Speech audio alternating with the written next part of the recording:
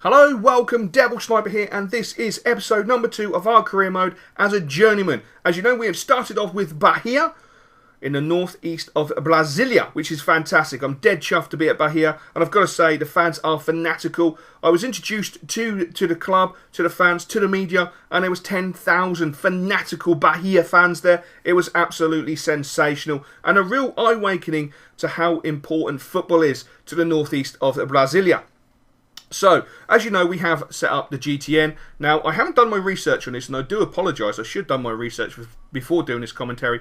But I had a look at the calendar, and the actual transfer window is blocked out in January. Now, that means we're not going to be able to make any transfers, which is fair dues. I'm not too bothered, because at the end of the day, we've just come in and taken over from a manager who's brought a lot of players in on loan.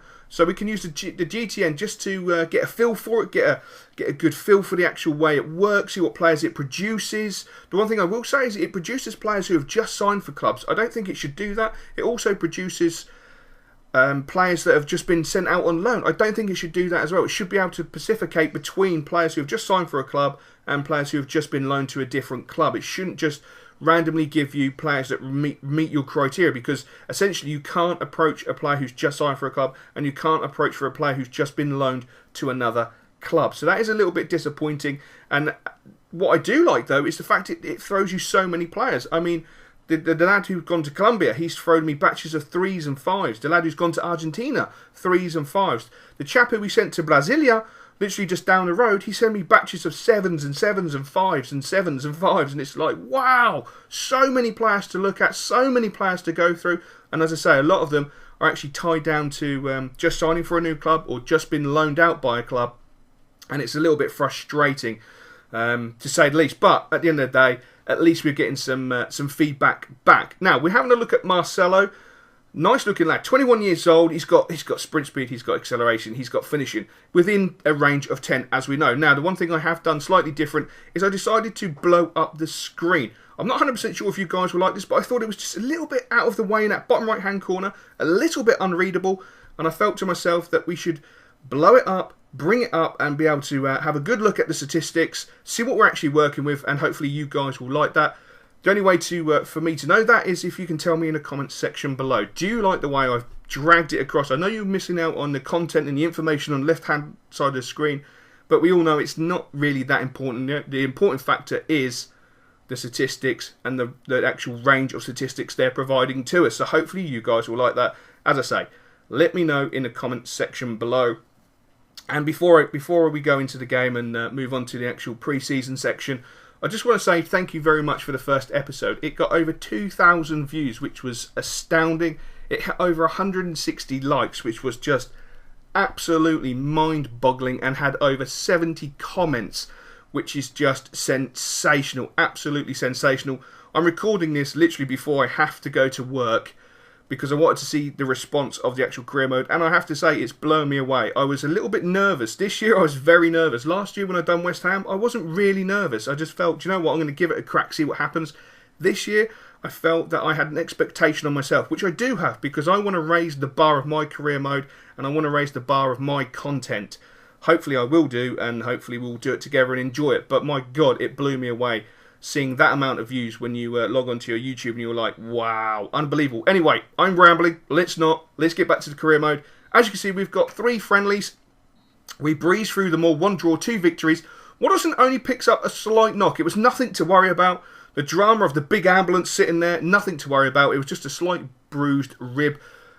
5 days later, he's 100% fit. What I will say is Bahia have beautiful kits. I love the 2 kits. The home kit and the away kit is absolutely sensational.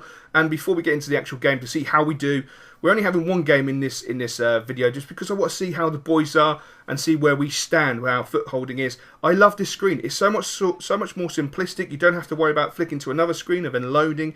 It's just a little bit more user friendly, which I think is very, very important. As you can see, this is Copa do Brasil. This is the Cup. It's a 2-legged affair.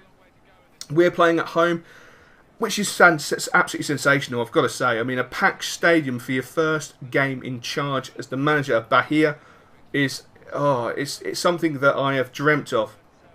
to pack out a stadium and to pack it out in a home game is fantastic. Obviously, it does help playing against Vasco da Gama. They're a very, very good side. They're probably looking to finish in the top 6 and probably looking to really put in a good challenge into the Cup.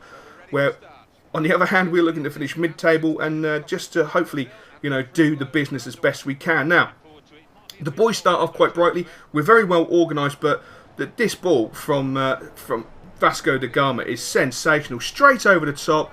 Our right fullback is pulled all over the place. It's not very good. So we know from a defensive point of view, we've got a lot of work to do.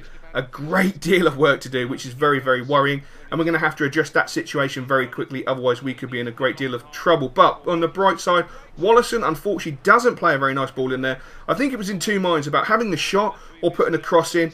But this ball from Gabriel was absolutely sensational. Plays the ball through into Wallison. Wallison showing that sprint speed straight away. And what a finish. An absolutely sensational finish. Thank God we have him on loan from Sao Paulo. After 20 minutes, he delivers the first goal of this career mode. And hopefully not the last. Hopefully there'll be many, many more goals to come. But that was absolutely sensational football.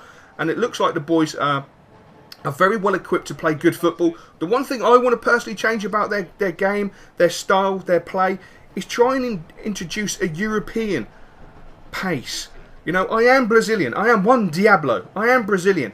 But I was brought up in Europe. I was playing in Europe. I played for some of the best clubs in Europe. I played for West Ham. I won the Ballon d'Or at West Ham.